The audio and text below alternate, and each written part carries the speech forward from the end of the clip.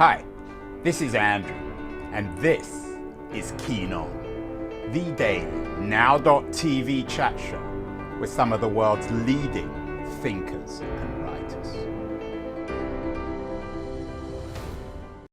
Hello, everybody. Regular viewers, listeners to the show know that I often fall back on Marx's great essay, The 18th Brumaire of Louis Napoleon, written apparently, at least according to Wikipedia, between December 1851 and March 1852, another time like today of enormous political change. This, of course, was the essay where Marx famously remarked that Hegel remarked somewhere that all great world historic facts and personages appear, so to speak, twice. He forgot to add the first time as tragedy, the second time as farce.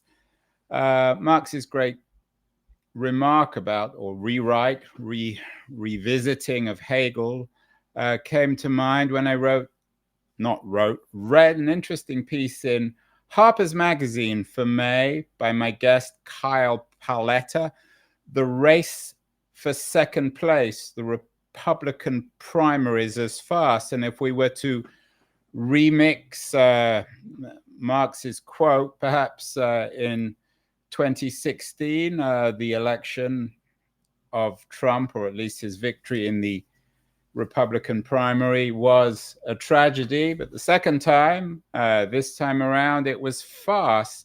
It's an interesting piece. Paoletta went out on the trail, and what he found was farce, the race for second place. Kyle Paoletta is joining us from Cambridge, Massachusetts, where he lives. Kyle, I'm not sure if you're familiar with Marx's 18th Brumaire, but is history once again repeating itself here, first as tragedy and then as farce? Of course. I mean, I haven't read it in a while, but I appreciate you starting with that quote. I think it's a good way to set the scene here, because you do have this, this idea of covering Donald Trump, the presidential candidate in 2016, as this total oddball, never really seen anything like it. And the way that he just sort of marched to the nomination, I think, was taken as a tragedy by many mainstream Republicans. And then, now a very similar race, I think even less competitive, but the 2016 election was not particularly competitive. But what I really landed on when I was on the trail was how everything was being covered as if there was any drama, any sort of uncertainty about what the outcome of the primary would be, even though the whole time every journalist I spoke to, many campaign aides I spoke to, it was very clear that Trump would be the nominee, and that is exactly what has happened.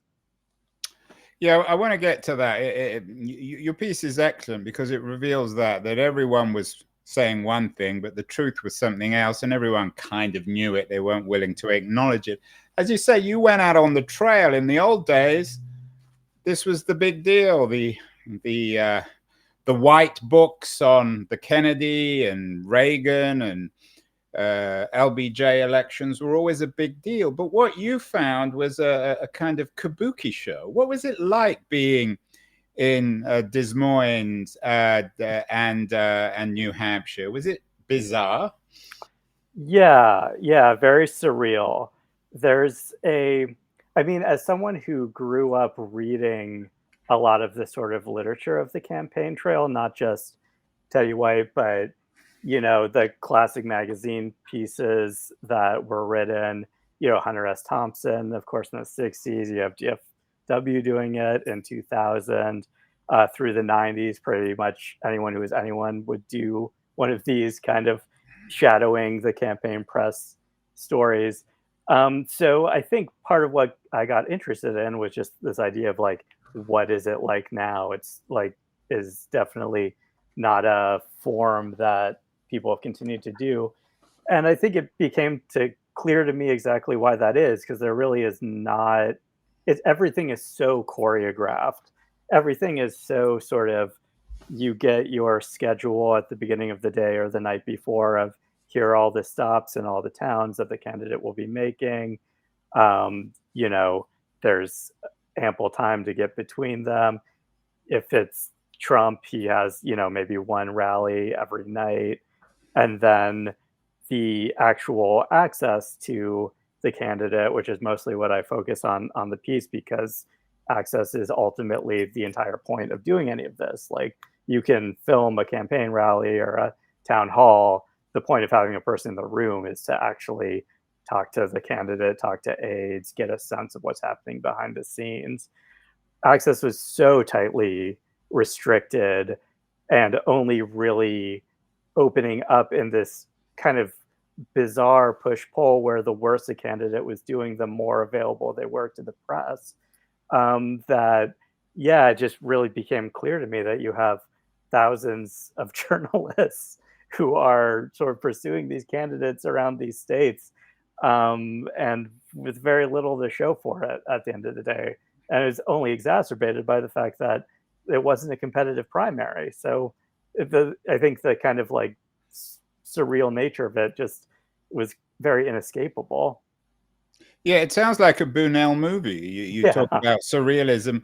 And not only that, these candidates were impossible to access, as you say. And yet, when you think about them, DeSantis, who you write about, I mean, the two people competing with Trump, DeSantis and Haley, these are empty candidates. They have nothing to say. So the less they have to say, the harder they are hard to access. So we have, in an odd way, and maybe we can fit Marx in somewhere here, Kyle, the disappearance of ideology and its replacement by pure theater. Yeah. Yeah. And I think there was something about being in a room, especially with DeSantis in Iowa, where he was doing some of these events where there were often 4 times as many press as there were potential caucus goers. And sort of seeing him, you know, go through his stump speech, you know, he had a couple surrogates who were there doing the kind of pump up the very small crowd thing. And then he would take some questions from the audience, and he was not particularly charismatic, but he's a very professional candidate, right? Like, he gets a question in Cedar Bluffs about environmental protection. He's ready with an anecdote about protecting the Everglades in Florida.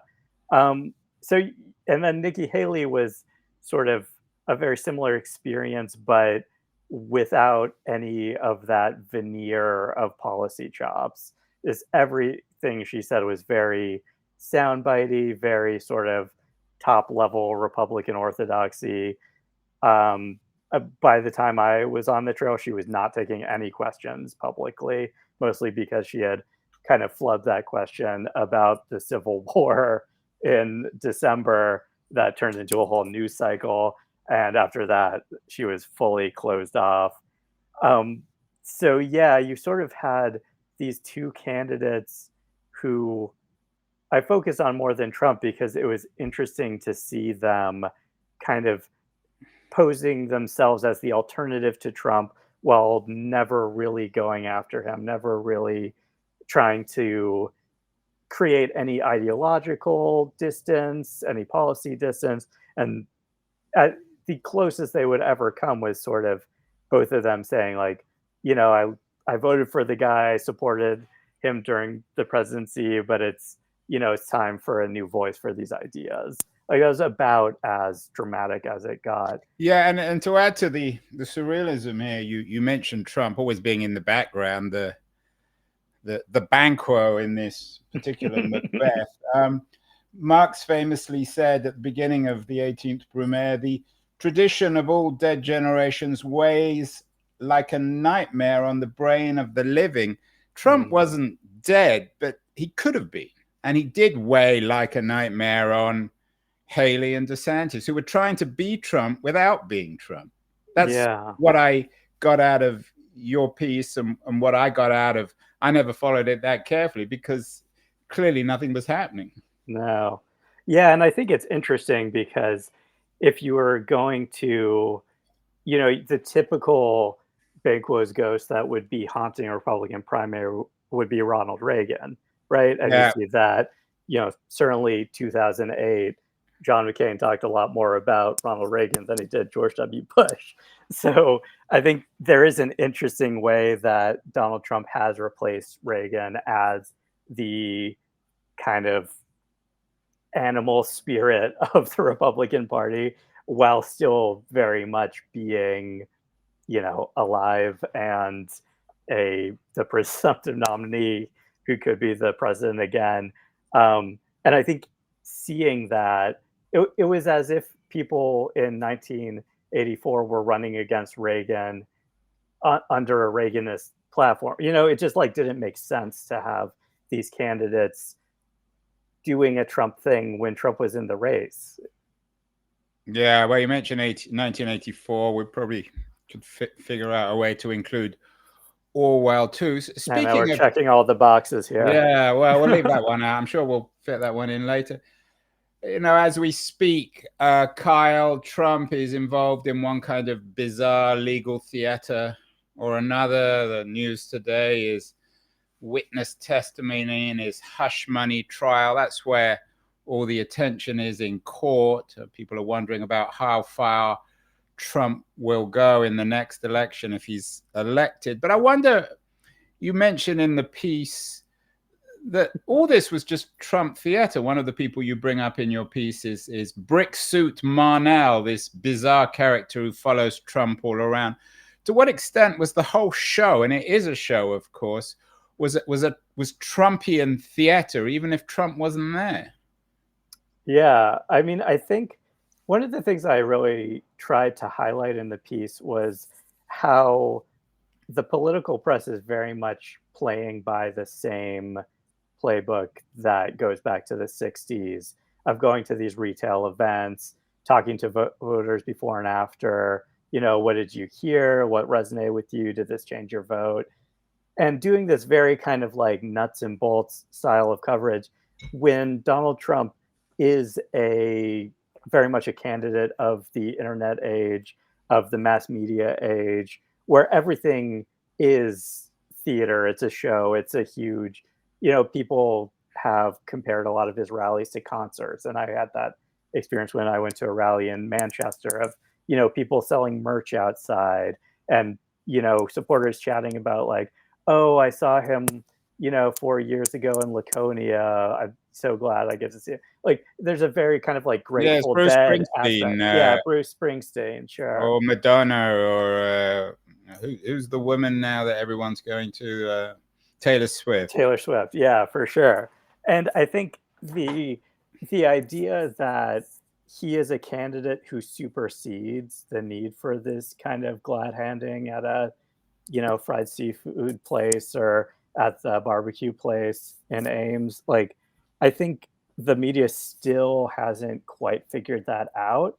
And you bring up the case in New York right now, and that's been really interesting to me because I think the media is so glad to have a way to cover Trump in a framework it understands of a legal case that has very specific beats, that is very predictable. Now we're doing jury selection. Now we're doing prosecution witnesses.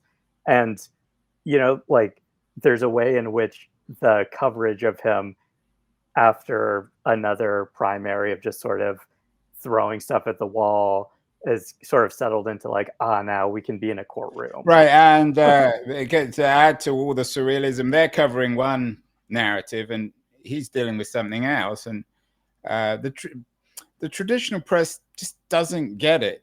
The piece, which, as I said, I thought was very good, covers a lot of the traditional press, its demise, but there were some heavy-hitting big media writers on the trail. Dana Milbank, for example, who's been on the show. He had a book out last year on the Republicans as a quote-unquote destructionist party.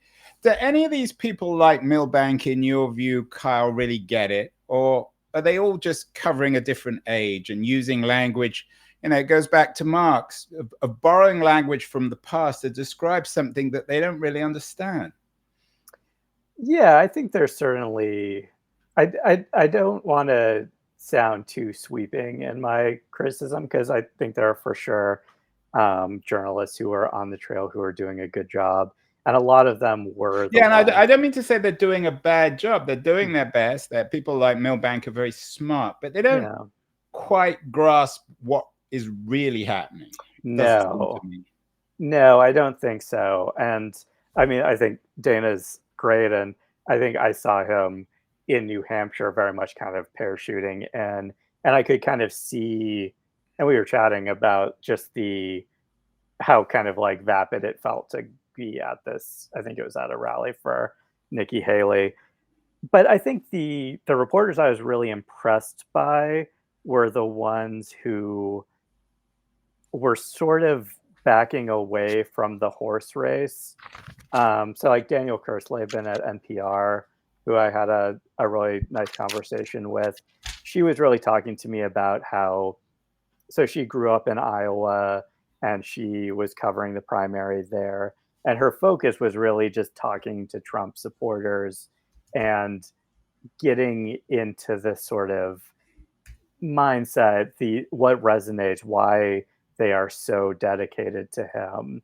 And to me, like that kind of reporting, it's not as attention grabbing or headline grabbing, but I find it so much more valuable to actually understand, what are the dynamics at play? What are the reasons things are happening? While you can kind of just look at polls to get a sense of what is happening, it's like the why is what I look for in political journalism. And so, yeah, just the over attention to, you know, this candidate's in this place doing this thing, it doesn't tell you very much. Yeah, you don't even mention the pollsters who are increasingly absurd, always have been, probably always will be. You mentioned Olivia Nuzzi, if that's the right way, Nuzzi, Mhm. Nuzzi, who's quite a high-profile young journalist, a kind of maybe a little bit of a female Hunter Thompson. Are there younger journalists on the trail, your generation, who are revisiting the work of people like Thompson in treating this as theater and writing about it in that kind of way? Yeah, Olivia's a great example. I mean, I think her work's by and large really good. And she wrote a great piece about Iowa last summer that was sort of all the also rans of the Republican primary, where she was talking about Mike Pence and Chris Christie and them kind of going through the motions. And I think she, better than anyone, really captured the absurdity of that moment. That even then, you know, 6 months before the caucus, it was so clear that all of this was kind of nonsense. So I think, yeah, I think her work is really good. Phil Wegman at Real Clear Politics, I thought, he's a sharp guy, and um, oh gosh, Audrey Fahlberg at the National Review as more of a kind of conservative voice. I think she was someone who was the doing very much the kind of like blocking and tackling of political coverage of going to the events and doing that, but was very much on the phones actually reporting out stuff that was Yeah, you're that right, was useful to him. Kyle. And the whole exercise is perhaps summed up by the word trudge. As I trudged from event to event, it became obvious that the political press had not yet adjusted to the digital era. I mean, I've been reading that sentence now since the 1990s. The Right, digital yeah. era it changes from year to year, sometimes from month to month. Um, is there still a political press? I mean, does it even exist anymore?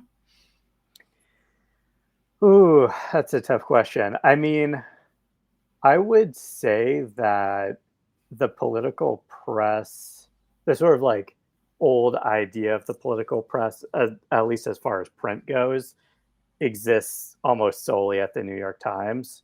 That they're the only outlet that has the resources to Yeah, sort Maggie of Haberman gets a walk-on part at the right. beginning of the essay.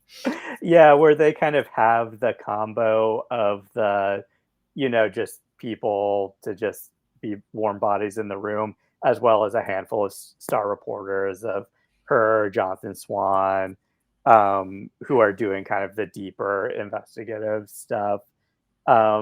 Aside from that, even the Washington Post only had a handful of people on the trail. Reuters and the AP had plenty of people, but the I mean, I don't think I think I briefly talked to someone from Time. Like, I was the only magazine writer who I encountered. I know the New Yorker sent some people to Iowa that I didn't bump into, but there's just so many fewer people. And honestly, a lot of the press was international, especially in the Iowa. BBC and the Guardian gets a little bit of coverage. Yeah. And of course, the piece is also, in a sense, haunted by media layoffs. You note that while you were there were big layoffs at the LA Times. So there are fewer and fewer journalists. Yeah. But maybe we don't, we all bemoan it. And of course, it's the standard coastal complaint. We no longer have press and no one believes anything. But in this world, do we even need press? I mean, what would be the point of press to report on Brick Marnell? Yeah. I mean, I think that was the thing that really struck me, and why it felt so discordant to be, chatting with people about these layoffs that were happening at the same time. So many people were there covering basically a non-story.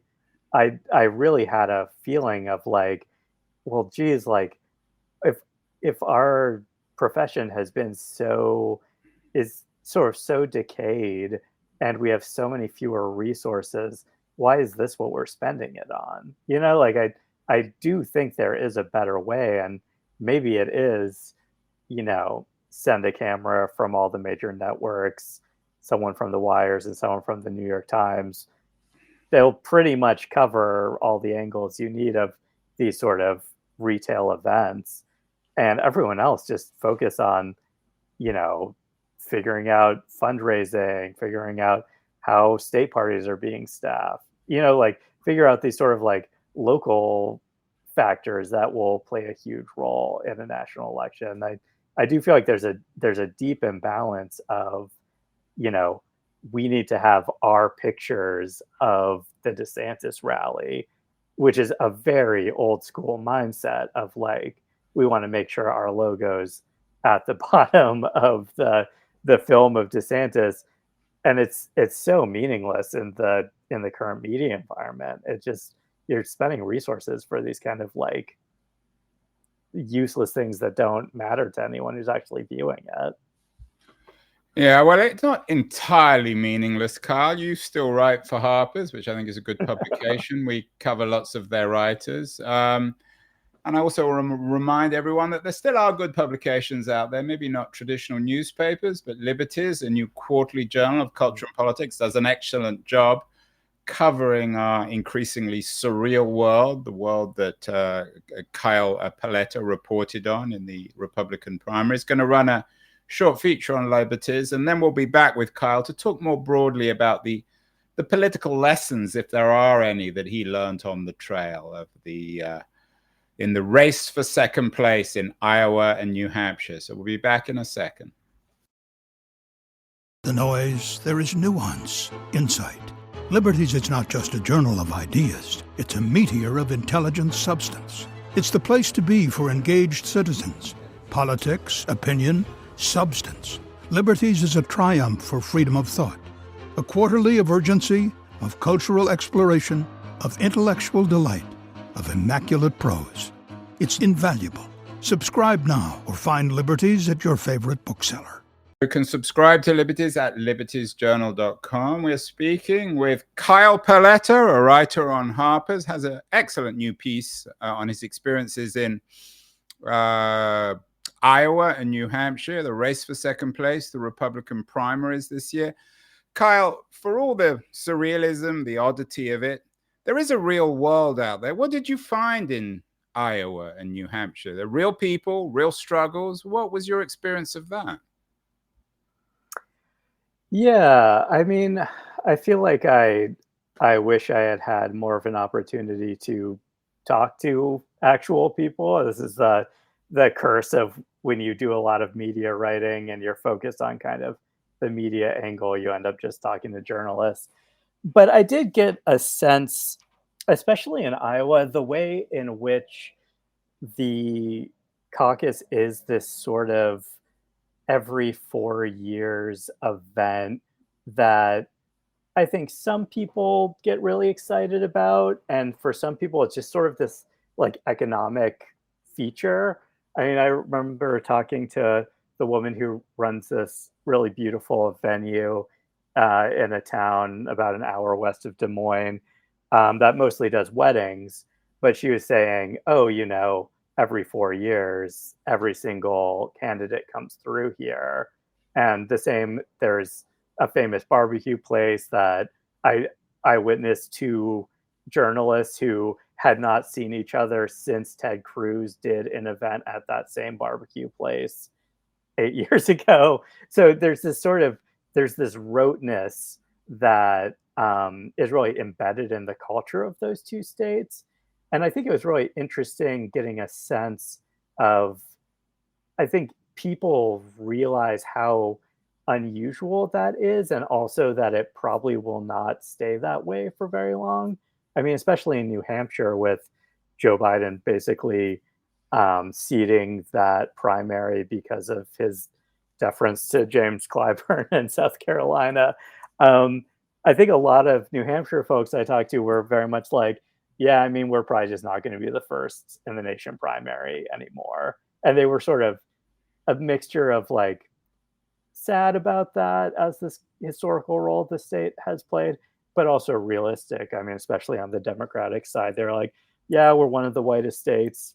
Probably doesn't make sense to have us have this kind of outside. Right, and you're currently also your day job is as a writer for different magazines, but you're writing a book about the cities of the Southwest for Pantheon, and the book will be out in the next couple of years. Get you back on the show, talk about that. Does the decline of the primary system in Midwestern state like Iowa or classic New England state like New Hampshire, does it speak of a shift of power, geographic power from the Midwest and the Northeast to the West, to the Southwest? Absolutely. Yeah. I mean, and it's something that I write about in my book. And I wrote an article for the New Republic last year about Arizona and Nevada that's sort of highlighting how important those states have become in national elections. And I'm writing another thing about Arizona for this upcoming election. Yeah, I think there is a way that this is like an old system that dates back to an older version of America. And when you look at the actual electoral map, and beyond that, just sort of the demographics of the country, just many more people live in the Sun Belt now than did in, the 60s and 70s when these traditions were formed. And I think it's good to have the parties recognizing that. And, a state like Nevada that has been moved up on the calendar that is much more reflective of sort of like Las Vegas is a much better representation of America than Des Moines is. Like we're a much more urbanized country. We're a much more diverse country. We have a much more service-based economy. Like there are all these ways in which I think it's actually quite good for us to, be moving away from that old system and beyond any particular state primaries, moving into more of a national electoral mode. That these are national elections that we should be talking about in national terms.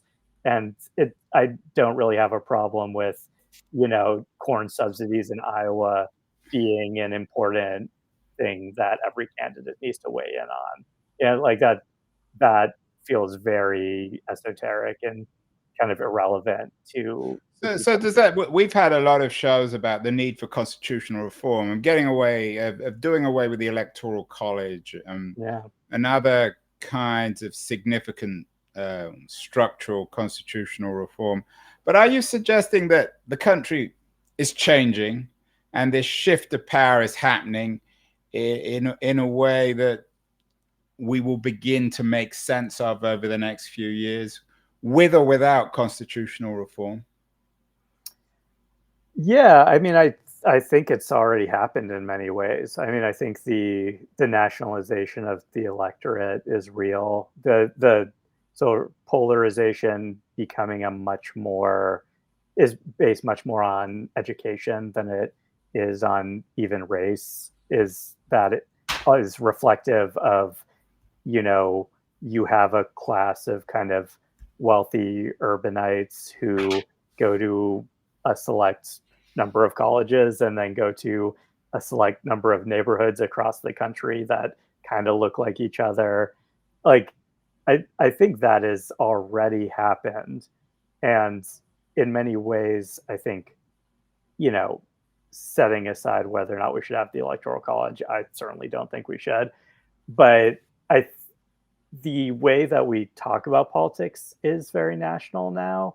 And I think a lot of what I observed on the campaign trail was this sort of nostalgia for a more localized version of presidential elections. And even, I talked to a journalist from the Boston Globe who, went to school in Iowa, covered elections there, covered elections in New Hampshire. And he was like genuinely pretty upset that these local stops don't have the power. Yeah, this was James Pindell, and he said James. to you, he introduced himself, "I'm in James Pindell, and I'm sad." Probably sad because he's been made redundant. Not literally, but because what he does and what he's been studying, writing about for years is no longer relevant. Yeah, and I think James is a really sharp observer of politics. Like, I think his column for the Globe is excellent, and people should read it. But I think he very much was a creature of that, shaking hands with everyone in the diner style of politics. And I think a lot of people of that generation, that is what politics means. And your idea of a politician looks more like Bill Clinton than it does Donald Trump.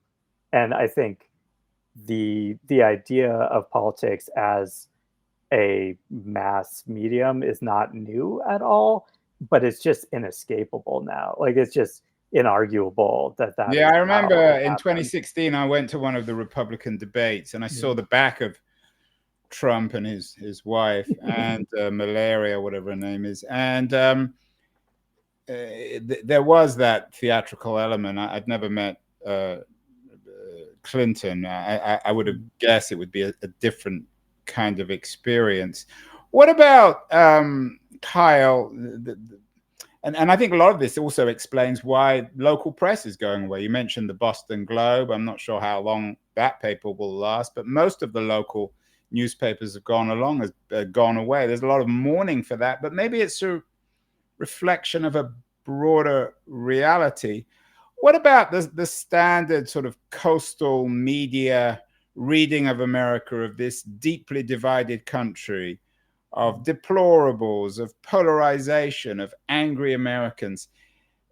Did you find that, or is that just a preoccupation and a lazy assumption of elite journalists?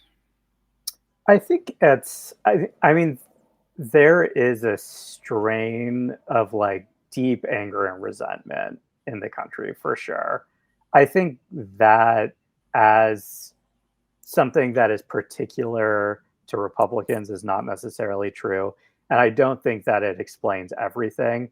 I mean, when I was in New Hampshire going to these Trump events, I would say almost everyone I was standing in line around was from Massachusetts. And they were driving up because they're like, well, he's not going to do a rally here. But, in New Hampshire, it's a 45-minute drive, and I can kind of like scratch that itch of having someone kind of say all the things you're not supposed to say. Or, like, I remember even one guy, very well-dressed, overcoat, nice scarf, who was saying like, oh, if my neighbors knew that I was going to see Trump tonight. It's like, the equivalent of going to the strip. Absolutely. The strip club in the old days. Now you can watch strip clubs online. Now you go to a Trump rally. Yeah. So I think I think it gets really reductive when you talk about these issues as sort of like the coasts are this way and the interior of the country is this way. I think there's real anger and resentment that I think is bipartisan, and I think the most successful politicians of the past 20 years are the ones who have been able to channel that into a coalition, and I think Barack Obama was very good at that. I mean, I think he met that sort of sense of disinvestment and being left behind, especially in the Midwest, with, hope and change, and we're going to lift you up and we're going to fix this. And Trump met it with, yeah, you should be mad, and here's the people you should be mad at. Like, I think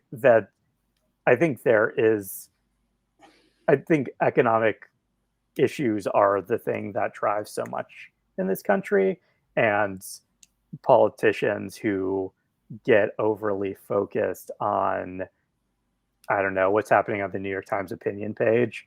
Like, people don't care about that. Like when so Carville or Clinton was right. It's the economy stupid. You mentioned Time magazine, an interesting piece in Time about how far Trump will go. Did you get any sense? I mean, my sense is it's his election to lose. It's hard to obviously predict, particularly with him. But did you get any sense of the given your experience on the trail, even if Trump wasn't around? Do you get any sense of what a second Trump term would be like? I mean, I think that interview was illuminating and certainly alarming. I think all of that is accurate. No one who I've talked to or spent time with is, I don't think any of this is a political pose. I think it's all very serious. I would say that what I maybe have some insight to is the sort of the thirst of his constituents for that, when I was seeing him in New Hampshire, and he was sort of, this is right after he had first said that thing about, I'll be a dictator on the first day in office, which is sort of a classic Trump one-liner of like, here's the really, things that's going to piss everyone off. And now I'll kind of like slightly undercut it, but also in a way that makes it true. Like when he was talking about that to the crowd, they were loving it. Yeah, like I think there is a real constituency for a borderline dictatorial version of a Trump presidency that I certainly feel extremely alarmed about. Although, is it the theater of authoritarianism or real authoritarianism? Is it as if Trump behaving as if he's an authoritarian, Charlie Chaplin as Hitler, or I don't want to bring the Hitler analogies because that's boring, but or is this for real, or is it just all play acting? I think that's the question. And like what I was saying earlier is I think it's for real from Trump and his people. I think they are very serious about basically concentration camps for undocumented immigrants. Like, I don't think that is a pose at all. I think for people who are excited about Trump, who are, buying the gear, going to his concerts, following him around the country, that I'm not as sure about. If there is I think Brick Marnell, he's Marnell on the show. I don't know. I'm sure he would love. He will talk to anyone who asks, and I'm sure he would. I'm not sure. I'm not sure how valuable the conversation. Maybe. I mean, Brick, if you're watching, you can come on the show if you wear your Brick jacket. Finally, let's go back to Marx, who always made more sense of things than most other people. Leaving aside the history repeating itself, he also famously said in that wonderful essay on 18th Brumaire, men make their own history, but they do not make it as they please. They do not make it under self-selected circumstances, but under circumstances existing already given and transmitted from the past. how can we make our own history in this surreal world that is so absurdly theatrical, so hard to make any sense of? Have we lost agency, Kyle, or can we, either as a conservative or a progressive, can we rediscover agency in this theater of the absurd that you observed in Iowa and New Hampshire? Oh, for sure. Yeah, and I think I mean, I'm not in the business of giving prescriptions, but I think Well, there, you can. I want prescriptions. That's why you're on the yeah, show. I guess so. This is the line between being a journalist and a That opinion line writer, has gone right? away. That's what you were Right. reporting on in the piece. But I would say there, I mean, going back to sort of economic issues or even, quote unquote social issues like abortion, things that actually affect people's daily life, that's the stuff to me that always cuts through the theater. And you've seen that in the last, in the midterm elections and even, these very conservative states that have passed abortion protections. That to me is a real indication of, oh, this is an issue that touches people very literally, and that matters in a way that kind of a lot of verbiosity doesn't. And I think economics is part of that. I think the sort of hampering of your personal liberty to live your life as you would see fit, like that stuff matters. And I think the you ignore that at your own peril if you're a So are you politician. saying that if the Democrats play the traditional game and the Republicans are playing an entirely different game, one is playing perhaps American football, the other is playing European football, that the Democrats will win? I wouldn't say that. I would say if all the Republicans are doing is kind of the Trump show, I would give the Democrats a little bit better odds than maybe the betting markets do. But I think the idea that like, oh, if you're just kind of a, technocratic, competent Democrat, I also don't think that. I don't know. There's a balance. You need to actually speak to people about things that affect them, but you also need to motivate them and persuade them and make them care and make them feel excited. And that's the stuff Democrats are terrible at. And that stuff Trump is really good at. So yeah, there's a balance there for